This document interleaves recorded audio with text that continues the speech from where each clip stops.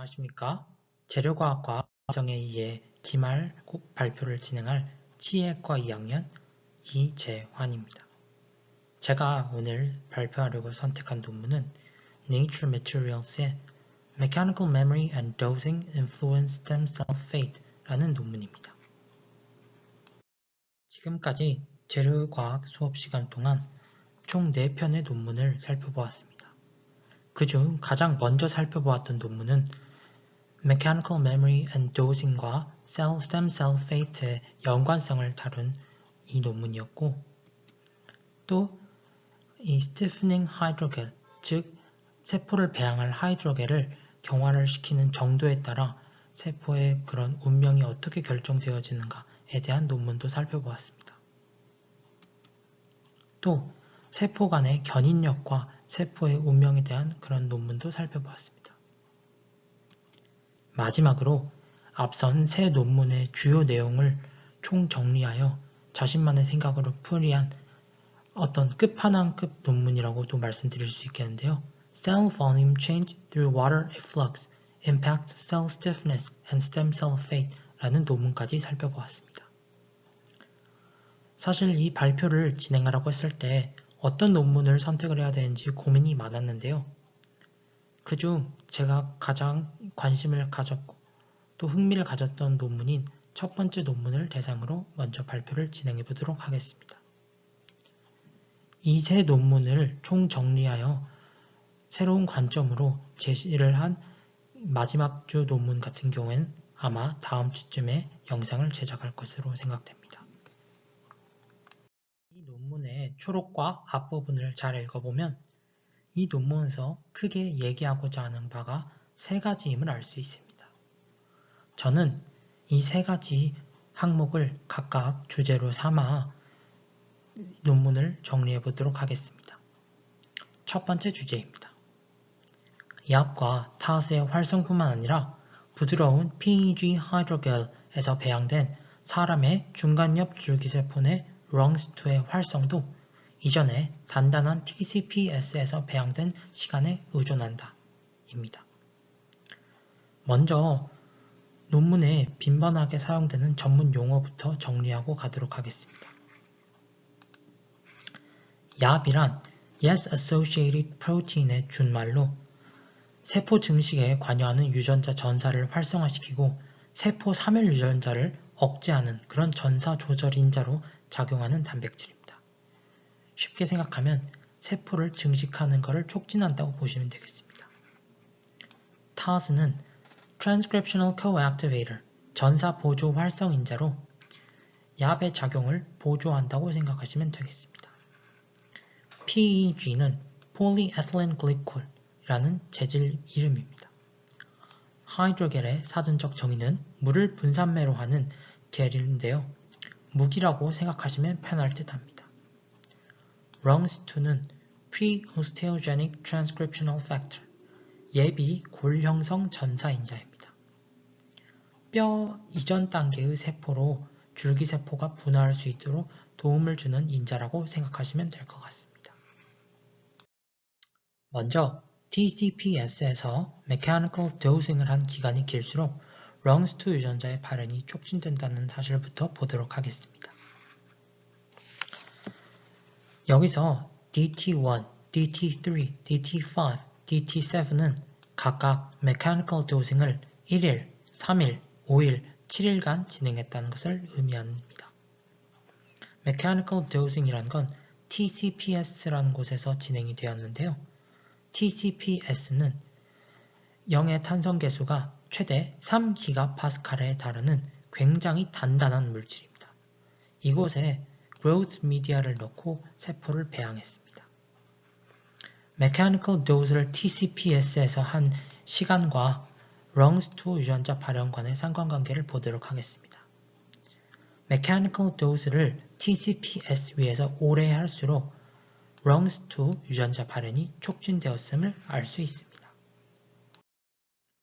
지금까지 연구된 바에 따르면 HMSC가 탄성계수가 높은 그런 스티프한 배지에서 배양될 경우 얍과 타스는 핵에 위치하게 되며 활성화됩니다. 반대로 HMSC가 탄성계수가 낮은 soft한 배지에서 배양되면 얍과 타스는 세포 질에 위치하게 되며 불활성화됩니다. TCP/S에서 mechanical dosing 하는 기관과 얍과 rungs2가 세포에서 존재하는 위치 간의 상관관계를 알아보기 위해 또 다른 실험을 고안했습니다. 여기까지만 보면 이전에 다루었던 실험과 동일합니다. 이 실험이 특별한 점은 여기서부터입니다. 각기 TCP/S에서 1일, 3일, 5일, 7일간 mechanical dosing을 한 세포를 soft hydrogel로 옮겨서 3일간 배양을 합니다. 이 경우에 얍과 rungs2는 과연 세포에서 어디에 위치하게 될까요? TCP/S에서 mechanical dose를 한 기간이 길어지면 길어질수록 얍과 rungs2는 nuclear localization이 될 확률이 높아졌습니다. 즉, mechanical dosing을 TCP/S에서 한 기간이 길수록 세포 핵 내부에 위치한다는 사실을 알게 된 것입니다. 앞선 그래프에서 살펴보았던 내용을 보다 생생하게 현미경을 통한 사진으로 알아보도록 하겠습니다. 좌측 사진은 1일간 mechanical dosing을 한 세포의 사진이고 우측 사진은 7일간 mechanical dosing을 한 세포의 사진입니다. 1일간 TCP/S에서 mechanical dosing을 한 경우에는 초록색 얍이 세포 핵이 아닌 이 주위에만 위치함을 알 수 있습니다. 그러나 7일간 mechanical dosing을 한 결과 이 세포 질에 있던 초록색 얍이 세포 핵으로 들어간 것을 분명히 확인할 수 있습니다. 앞선 두 실험을 통해 TCP/S에서 mechanical dosing을 한 기간이 길수록 rungs2 유전자의 발현이 촉진되며 세포 핵 내부에서 얍과 rungs2가 발견될 확률이 높아진다는 것을 알게 되었습니다. 그러나 위 실험들도 한계점이 명확히 존재합니다. 세포를 트립신 효소 처리를 하는 과정에서 변형이 있을 수 있으며 두 번째 실험의 경우 TCP/S에서 부드러운 하이드로겔로 세포를 옮기는 과정에서 왜곡이 발생할 수 있습니다. 위 실험에 대한 해결책으로 다른 방식, 즉 세포를 옮기지 않으면서 배지의 탄성계수를 조정할 수 있는 방법이 뭐가 있을까를 생각하게 되었고 그에 대한 해결책으로 자외선 조사를 생각하게 되었습니다. Photodegradable hydrogel의 사용입니다. Photodegradable hydrogel이라는 것은 말 그대로 광분해성 하이드로겔, 즉 빛을 쬐게 되면 탄성계수가 낮아지는 그런 물질입니다. 이 실험의 경우에는 탄성계수가 10kPa인 이런 스티프 하이드로겔의 자외선을 조사를 한 후 다양한 탄성계수를 가진 하이드로겔을 만들었습니다. 시간이 300초가 지날 경우 6kPa로 변모하고 시간이 점점 지날 경우 궁극적으로 2kPa의 소프트 하이드로겔이 만들어지는 것을 알 수 있습니다. Photodegradable hydrogel을 사용하여 실험을 진행한 결과입니다. 하이드로겔의 탄성 계수가 높을수록 얍과 rungs2가 세포 핵 내부에서 발견된 비율이 높아짐을 두 표를 통해 잘 알 수 있습니다.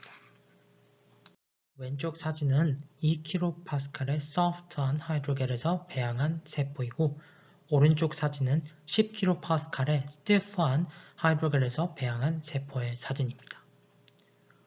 각각 사진에서 얍은 초록색으로 표시되었고 rungs2는 붉은색으로 표시되었습니다.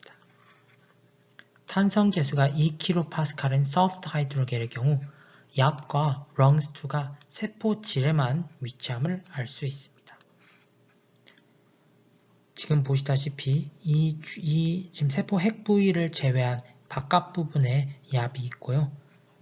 rungs2도 마찬가지로 이 세포 핵, 이 가운데 부분을 제외한 이렇게 넓게 퍼져 있습니다. 그러나 탄성 계수가 10kPa인 스티프한 하이드로겔의 경우 얍과 렁스투가 세포질뿐만 아니라 세포핵 내부에 위치합니다. 오히려 세포의 질내는 거의 존재하지 않고 세포질의 얍과 렁스투가 세포핵 내부로 다 밀집되었음을 볼 수 있습니다. 얍의 경우 왼쪽 그림과 달리 이렇게 핵 부분에만 밀집되어 있는 것을 볼 수 있고요. 렁스투 역시 마찬가지입니다. 앞선 실험을 보면 알 수 있듯 10kPa의 하이드로겔에서 배양된 세포의 경우에는 핵 내부에만 얍과 렁스투가 존재합니다. 그러나 2kPa의 산성계수를 갖는 하이드로겔에서 세포를 배양한 경우 원래는 핵 내부에 있던 얍과 렁스투가 세포질로 나갔음을 분명히 알 수 있습니다. 이를 통해 하이드로겔의 자외선을 조사하여 탄성계수를 낮추면 얍과 렁스투가 세포핵에서 세포질로 나가게 됨을 알 수 있습니다. 첫 번째 주제의 결론입니다. HMSC는 외부 물리적 환경에 대한 정보, 이 실험에서는 Mechanical Dosing이라고 표현했습니다. 이 Mechanical Dosing을 저장하고 그 정보를 바탕으로 세포의 운명이 결정됨을 알 수 있습니다. 첫 번째 주제입니다. 처음에는 단단한 Phototunable, 광조절성 PEG 하이드로겔에서 배양하다가 이후에 부드러운 Phototunable PEG 하이드로겔로 옮겨 배양한 HMSC의 Mechanical Dosing은 얍, TAS, 그리고 렁스투의 가역적 또는 비가역적 활성을 초래한다입니다. 이 주제를 이해하기에 앞서 먼저 실험군을 3개로 분류하였습니다. 각각 Dose 1, Dose 7, Dose 10이라고 부르면 되겠습니다. 주제를 보시면 알 수 있듯 처음에는 단단한 곳에서 배양하다 이후에는 부드러운 곳에서 배양을 합니다. TCPS와는 달리 광조절성이기 때문에 탄성계수를 조절할 수 있으므로 옮기지 않고도 단단했다가 부드러워질 수 있습니다. Dose 1은 스티프한 하이드로겔에서 1일, Dose 7은 7일, Dose 10은 10일간 스티프한 하이드로겔에서 Mechanical Dosing을 거칩니다. 이후 In situ softening, 그러니까 생체 내, 즉 빛을 가하는 그런 작용으로만 해서 이 탄성계수를 부드럽게 조절을 합니다. 이후에 관찰을 하는 것입니다. 먼저 Dose 1입니다. 단단한 PEG 하이드로겔에서 1일간 Mechanical Dosing을 한 후 부드러운 PEG 하이드로겔로 옮겨 배양한 경우입니다. 단단한 곳에서 하루만 배양을 한 후 부드러운 곳으로 하루 동안 옮긴 경우, 부드러운 곳에서 3일간 배양한 경우, 부드러운 곳에서 5일간 배양한 경우를 각기 표에 나타낸 것입니다. 하루 동안만 단단한 하이드로겔에서 배양한 경우에는 부드러운 이런 PEG 하이드로겔에서 배양한 기간이 증가할수록 얍핵 내 얍과 렁스투의 존재 비율이 감소했음을 알 수 있고 소프트한 곳에서 배양한 경우와 거의 차이가 없게 됨을 알 수 있었습니다. 시간이 흐름에 따라 이 반응, 리스폰스라는 게 소프트 컨트롤과 유사해짐이 아니라 거의 같아지는 거죠. 그렇기 때문에 가역적인 결과가 도출되었다고 볼 수 있겠습니다. 두 번째로 Dose 7입니다. Dose 7은 단단한 PEG 하이드로겔에서 7일간 Mechanical Dosing을 한 후 부드러운 PEG 하이드로겔로 옮겨 배양한 경우입니다. 7일간 단단한 곳에서 배양을 한 후 각기 하루, 3일, 5일간 소프트한 하이드로겔에서 배양을 한 결과 부드러운 PEG 하이드로겔에서 배양한 기간이 증가할수록, 즉 이 그래프에서는 오른쪽으로 갈수록 핵 내 얍과 렁스투의 존재 비율이 감소함을 알 수 있습니다. 즉 우하향 그래프를 보인다는 것이죠. 그러나 부드러운 PEG 하이드로겔에서 배양한 기간이 증가했다고 해서 소프트한 곳에서만 배양한 경우와는 엄연히 차이가 이렇게 존재함을 알 수 있습니다. 시간에 따른 반응을 나타낸 그래프인데요. 여기서도 소프트한 경우와 이 이 those 7과는 어떤 간극이 분명히 존재함을 알 수 있습니다.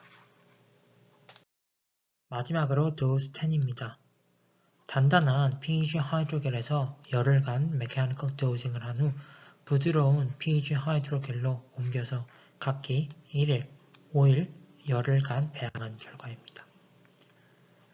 부드러운 PEG 하이드로겔에서 배양한 기관과는 관계없이 세포 핵내, 얍과 렁스2의 존재 비율이 굉장히 높음을 알 수 있습니다. 거의 스티프한 곳에서만 배양한 경우와 차이가 없음을 알 수 있습니다. 소프트한 곳에서만 배양한 결과와는 완전히 상반되는 결과입니다.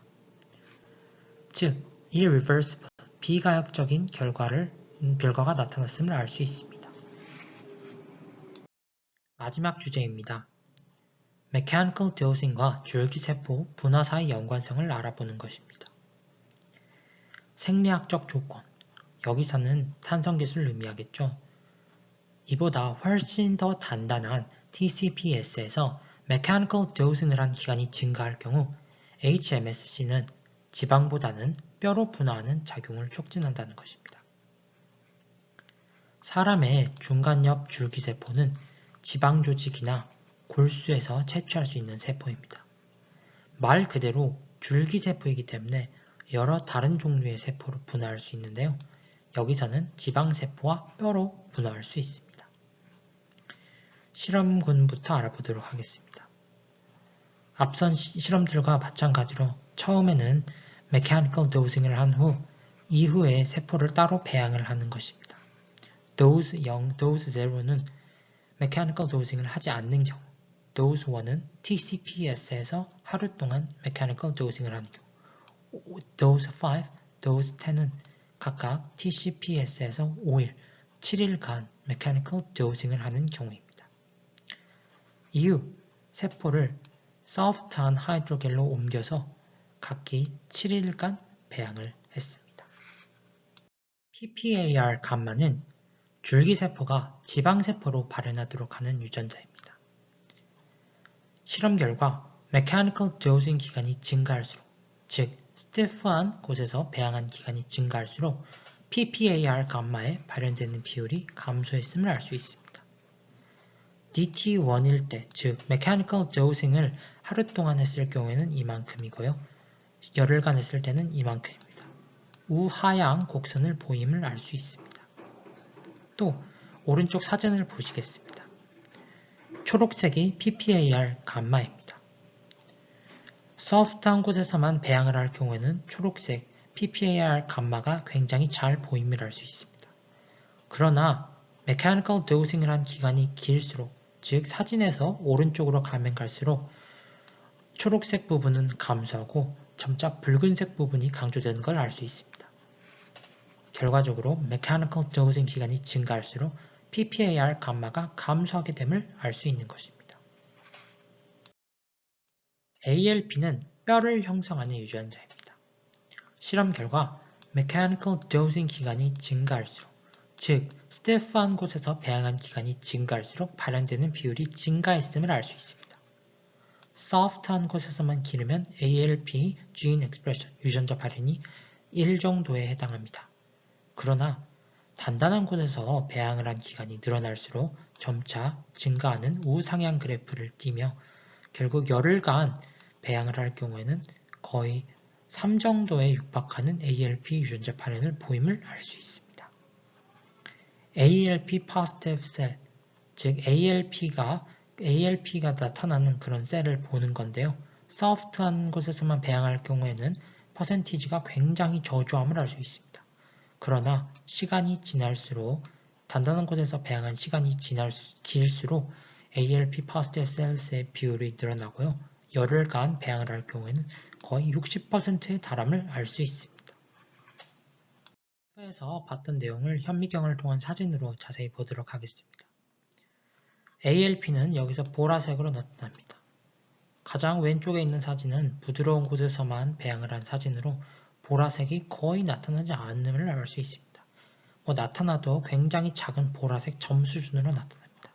그러나 스티프한 곳에서 배양한 기간이 길어질수록 보라색의 부분이 점점 증가하며 열흘간 배양을 한 경우에는 보라색으로 나타나는 부분이 훨씬 더 많아졌음을 우리가 알 수 있습니다.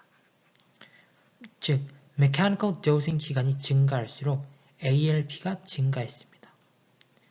mechanical dosing 기간이 증가할수록 뼈로 분화하는 인자인 ALP는 증가하고 지방으로 분화하는 인자인 PPAR 감마가 감소하는 것으로 보아 기간이 증가할수록 뼈가 잘 형성됨을 알 수 있습니다. 지금까지 제 발표를 들어주셔서 감사합니다.